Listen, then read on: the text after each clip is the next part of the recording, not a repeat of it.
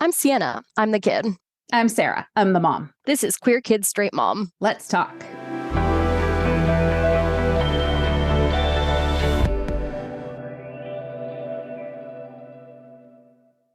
Welcome back to Queer Kid Straight Mom. This week, we're talking about some of the decisions that trans young people have to make when dating. One of those specifically being when and how to disclose that they are trans if the person that they are interested in doesn't already know.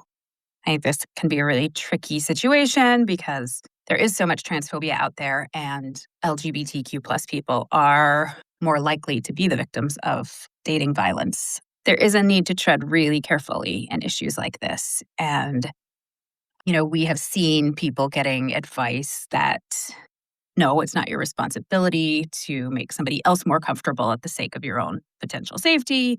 Versus, of course, you have to disclose that information right away so you don't put somebody else in a situation where they feel tricked or like something happened that they aren't comfortable with once they know they are with a trans person. Do you have any thoughts before I go into anything I've read?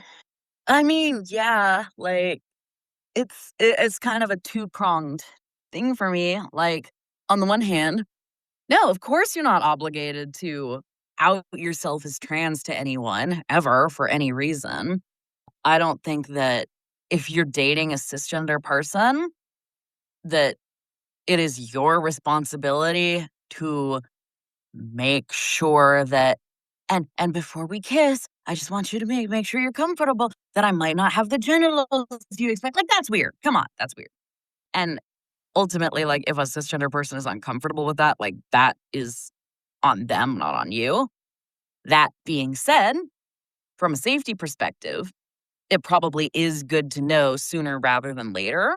Certainly, I would say that for your own safety, if you're expecting to have sex with someone that you have not had like gender affirming surgery that makes your body align with the gender that you present as, that you want that person to know, simply because so much of the dating violence against trans people and trans women in particular comes when they find out that maybe their partner has a penis and they weren't expecting that, and they're like, I've been tricked into being gay. I mean, that's like where the entire trans panic defense comes from, right? Which is still legal in a couple of states, I think, to say that, well, it's okay that I like attacked and killed this person because, see, I was just so upset that they had a penis that I was in a state of shock and I can't be held accountable for my actions, which is insane, but it is a thing that happens. And so I do think as a trans person, it's important to weigh that. And then with that in mind, like, if you don't feel comfortable letting that person know relatively early on in the relationship, then that probably is something that's worth like considering, right? Like, why don't I feel safe? Because for a lot of trans people, not all trans people, but for a lot of trans people, it is going to be relevant in just like intimate interactions with people, right? Like, you tell a story from when you were a little kid and it might require explaining, oh, yeah, well, people thought I was a boy at this time. It's something that naturally comes up in the course of things for a lot of trans people. And so if you feel like you don't want to bring that up, if you have to conceal it from a partner, then, you're not obligated to share it with a partner, but it is worth putting some thought into why that is. Have they been giving me cues that this might not be a safe person? And in that case, like, maybe reevaluate being in an intimate relationship with them. Yeah, I mean, that was kind of without having any personal experience or I guess the perception even of what that would be like because I'm not trans. That is my gut feeling about it. Like, of course, you need to feel out that situation before you disclose that information. Like, I need to get a sense of, like, if somebody asks you out on a date, I feel like just saying, I think you should know I'm trans, especially as a female trans teenager, you could be putting yourself in a situation where this guy would not be okay with it and goes and tells all of his friends, and all of a sudden you're outed, right? That it probably is safer to go on that first date and get a sense of the person. But yeah, then with the more time that goes by, in some ways also the riskier it might get. So it is a difficult situation. I have to tell you, it is not an easy one to find a lot of information on. Mm-hmm. I did find this one academic study that looked really interesting about the challenges that young trans people have, and I couldn't access it because academic journals, and it was like $36 to You access it. can log into your ASU or anything? Not for this pediatrics journal. So I must not have access to all of the medical stuff. This is part of the reason we would love to have a budget here at the podcast so we can read academic research and share it with you. But I did find a few mostly like mental health sites or things like that that had some advice.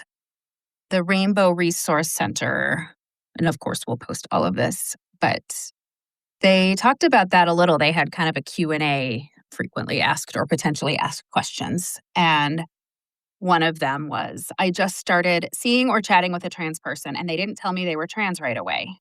And the answer is, here's the deal. Many non-trans people are prejudiced towards trans people and write them off as potential dates or sexual partners before getting to know them. Many non-trans people date a trans person for the first time because they got to know the person first and were informed of the person's transness over the course of that relationship. Just like you don't tell someone everything about you, surprising talents, medical conditions, sporting accomplishments, family drama, the very first time you meet. Trans people likewise may want to roll out the news slowly as they get to know and trust you, especially in the context of the prejudice they often face by potential partners and society in general, which is kind of, I think, what we have been saying our gut instinct was. And then the next question was, I just had or almost had sex with a trans person and they didn't tell me they were trans. The answer is, to be honest, this hardly ever happens. Despite what you may have seen on daytime talk shows, there isn't a conspiracy of trans people tricking or duping non-trans people into sleeping with them. But if you do run into a situation where this happens to you and you're not okay with it, it's absolutely your right to leave and not continue or repeat the experience. But under no circumstances is it justifiable to respond with rudeness, hostility, or violence, which seems obvious, but Right. I mean, it's a matter of consent, right? If you start a sexual experience with someone and it's not like there's something about it that is not what you were expecting, that you're not comfortable with, like, of course you have the right to be like, hey, I'm going to put the brakes on this. This is not like that's in any context, right? It's just a basic principle of consent. It doesn't mean that they lied to you somehow, right? If you make an assumption that a person is cisgender. so you don't feel like, because I'm thinking about the consent issue and agreeing with all of that. And then like, I'm wondering from the other perspective, is it that what I thought I was consenting to wasn't, and I would not have consented to this? Mm-hmm. Is that like, does that indicate that being upfront about being trans, and I guess you kind of said that, like it's better to do it before a sexual experience for your safety. Mm-hmm. But I mean, would you think that that is also an issue of consent? Because being with a trans person is probably a new experience for somebody that they haven't had. That, like, is there a feeling that they should have the right to consent to that, just as any sexual act that you haven't done before, like, or that you have, but any sexual act, like, you want somebody to consent to it beforehand, right? Mm-hmm. I mean, okay, again, I like kind of touched on this already. I want to like make sure that we're putting up some clear parameters. This is only really applying to trans people who have not had gender affirming surgery. Right. Because there are plenty of trans people out there who, you know, to an untrained eye, shall we say, are indistinguishable from cisgender people. Yeah. But Sorry, yeah, I didn't clarify that. That if once something takes place, it is going to be obvious to the person that this is new territory. well, I mean, I think that we're maybe looking at this with kind of a rigid view of sex too, because there are sex acts that might not even involve like getting involved with your partner's genitals, right? Yeah. So I think it's like the same way you can go into a sexual encounter thinking, oh, this one thing is going to happen.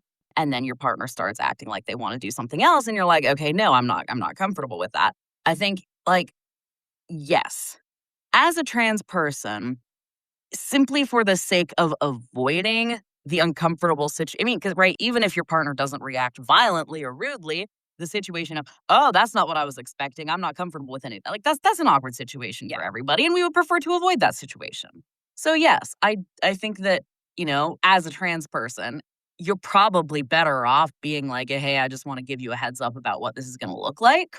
Yeah. I don't think that as long as a trans person does not react with, well, you have to be okay with this. You have to engage in this particular sex act. I don't think that it's necessarily a violation of consent to not give that heads up before sex begins, because the partner still has the option at any point to be like, hey, this isn't what I was expecting. I'm going to back off now. Right. Which, I mean, it was just kind of what you teach people about consent anyway. So it's an ongoing process Exactly. throughout, right? Is this still okay? Is this still okay? So that makes sense. The medical research that I was referencing was done by the University of Michigan, and researchers, just as an abstract of it, researchers found that transgender and gender nonconforming teens engage in romantic relationships with youth of many gender identities. They also face transphobia, experience abusive relationships, and struggle with the decision to divulge their gender identity to a potential romantic partner throughout their transition. That's taking it a little to the next step, kind of, but what if you're dating somebody and at what point do you think it is important to talk about wanting to transition? I know that's a little off the topic, but it kind of got me thinking about that, because I feel like it would be really hard to talk about that with it's something that your partner should in a way be involved with, but it would be really hard to talk about it without feeling like you're trying to get their permission. Well, this one's interesting to me because it's a little bit something I have experience with, in that, I was out as non-binary when I started dating Irene, but I didn't start any medical transition until a few years into our relationship. Let's assume that our starting point is kind of, you are in a relationship with someone, right? This isn't like we're still kind of going on a couple dates with each other and feeling things out. Like you're in a reasonably committed relationship with someone.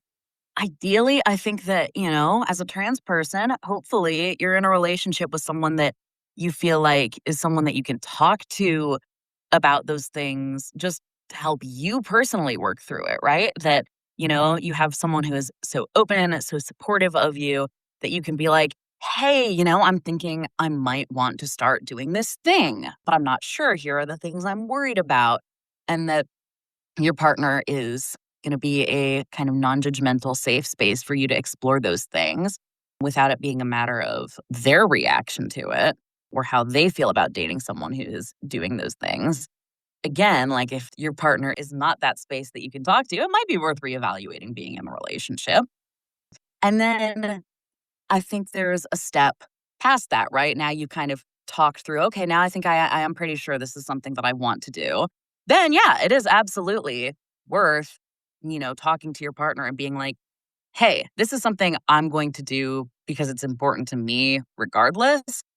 But I also want to check in because you're important to me. How do you feel about that? Is that going to change how you see me? Is that going to change how you feel about being in a relationship with me? And ultimately, if it's something that they can't be in they decide I'm not comfortable being in that relationship anymore, it's a bummer, but it should not, you guys should both have the right to, this is what's right for me medically or socially, and this is what's right for me in a relationship. And if that means that the relationship has to come to an end, that's, again, really sad, especially if you were really committed to that person, but sometimes that's just the way things are. Yeah. So in that study, they got personal experiences, kind of accounts of a lot of different people of their relationship experiences. And yeah, it was kind of a mixed, some people said on coming out as trans to a partner, some people thought it was more appropriate to tell them immediately because it could end up being dangerous if they didn't. Some delayed disclosure until they were sure that it was a relationship because they don't want to be dismissed because they're trans, which is a whole different level of potential rejection as you're getting to know somebody. They could really like you until they find that out, which is big picture disappointing, but there are so many stereotypes and there's so many gender norms. And, I think one of the biggest, from what I've seen kind of reading over this stuff, one of the biggest concerns that particularly cisgender boys have at the idea of quote unquote accidentally kissing or something with somebody who is trans is that it means they're gay. Mm-hmm. And, that's just kind of a matter of like I said, rigid gender norms, but it is very hard, especially in that age group, to get people to move past that, especially when, like, you know, the way that social groups are and everything, like, you almost not only have to get that person to be able to move beyond it, but their friends to be able to move beyond it, or them to be willing to lose those friends. And that seems like a really difficult, kind of a minefield to navigate. Well, and what that raises for me also, though, is, well, I want to make sure that they really like me, and like that we're in a real relationship before I tell them. I mean, a lot of people who would have a problem with casually dating a trans person are also going to have a problem being in a long-term relationship with a trans person. Like, are you just setting yourself up for like more heartbreak by developing a relationship first? Yeah, that's a good point. I mean, you don't want to become too invested before you know that, especially not only because of the rejection and the heartbreak and all of that, but that would just not only because you got dumped or whatever, but like just finding out that somebody you cared about that much had that sort of mental block against being with you at that point. Exactly. It'd be a disappointing thing to find out about somebody that you have invested feelings in. So it's not easy, is it? But I did also find the CDC. I'm sure this was created back when the CDC was functional. Did it have a thing at the top of the page that was like, a federal court has forced us to put this page back up. However, it may contain information about gender identity that does not align with the administration's viewpoint. I don't think so. Like, the link just took me directly to the download. So I did not have to be subjected to the Trump administration's perspective on this document. But I am going to link to it because it was not specific to this, but it's just a healthy relationships for young people kind of worksheet. And I think that it could be really valuable to all kids, especially LGBTQ plus kids that might be more likely to find themselves in an unhealthy situation. But just generally, like, I hope any young people that are listening to this or parents be aware this is out there as a resource that you could offer to your kids, because I think there are just a lot of these things that young people don't think about. So specifically discusses characteristics and behaviors of healthy and unhealthy relationships, how to seek help if you or a friend leaves an unhealthy relationship, and the coming out process, such as how to approach the conversation and prepare for difficult reactions. So just key traits of healthy relationships. For LGBTQ plus youth, it's not just romantic relationships, but friends and family are all kind of included in this. And it seems like a really useful resource to me. You can kind of fill in like red, yellow, or green light behaviors from people you know. And so, like I said, I will put a link to that on our website, and I hope you'll check it out and share it with anybody that it might be useful to. Because even though it's specifically for LGBTQ plus youth, I feel like healthy relationship information is good for everybody, especially like if you have friends who are LGBTQ plus, if you're a young person, like knowing what they need to look for in healthy relationships and what are warning signs to them is really good information for you, for like the people you introduce them to or ask them to hang out with, or things that you might almost say and then wait, am I doing that thing? So I think it's a really valuable resource. Any other thoughts on that issue, takeaways, advice? Yeah, one other thing I would throw out that is something I think trans kids, trans women in particular, have to deal with more so is there's also a certain subset of allegedly straight men who think it's really hot to be in a relationship with a transgender woman. Oh, I did see references to that fetishization. And a lot of times they're referred to as chasers. And for whatever reason, that, there'll be cis guys who really want to be in a relationship with you. That's why when I was Googling this, it kept coming, like I kept seeing things that were like, how do I find trans women? And I'm like, what? Why? Okay. Continue. I'm sorry to interrupt. You just cleared something up for me. Yeah, it's a thing. And in particular, I think young trans women are really vulnerable to predation by older men, especially because a lot of trans women might not have financial stability, support from their families.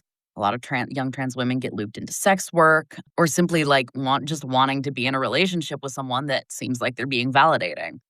So, I think that's something that's really important to watch out for because all trans people deserve to be in a relationship with someone who respects them, who views them as a woman, as a person, as a man, whatever their gender identity is, who doesn't view them as just someone who's just transitioning genders for the sake of someone else's like sex fetish thing. Like everyone deserves to be in a relationship that treats them with respect and dignity. And it might feel like, that relationship predicated on fetishization is as close as you're going to get to a real loving relationship, but that's not true. And if you feel that way, like I promise there are people out there who will love you regardless of your gender identity and not just for your gender identity because they think it's hot. And so, keep that in mind because everyone deserves that. I imagine that it could be like a very effective tool for guys that are trying to prey on women in that situation. Oh, absolutely. That like no one else is going to find you attractive. Speaking of predators, though, let's hope Andrew Tate gets locked up for a long time. Yeah. What a example of toxic self-loathing. And it makes me really sad that so many younger men look up to him because it's not how you do it. Not a good example. Goes without saying. For our next episode, we are hoping to get a guest, but we have not confirmed yet. So we're not going to really hype that yet until we find out. And then we will let you know if that's going to happen. And we are finally, I know it has taken a really, really, really long time.